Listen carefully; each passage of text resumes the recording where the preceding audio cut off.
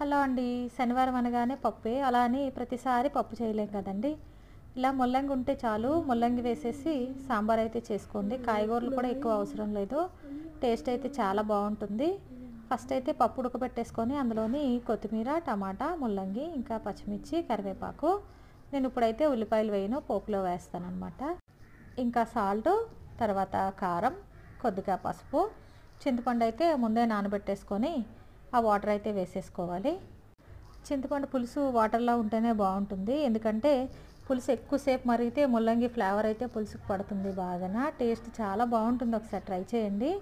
అయితే పులుసు మరుగుతునేటప్పుడే అందులోని కొద్దిగా ధనియాల పొడి, తర్వాత సాంబార్ పొడి వేసేసి కొద్దిగా మరగనిచ్చి పోపు అయితే పెట్టేసుకోవాలండి. పోపులోకి అయితే ఉల్లిపాయలు, ఎండుమిర్చి, తర్వాత పోపులు, వెల్లుల్లి వేసేసి పోపు పెట్టేసుకోవాలి. వీటి కర్రీ అయితే కొబ్బరి కూర వేసేసి కాలీఫ్లవర్ చేశాను అనమాట. రెసిపీ నచ్చితే లైక్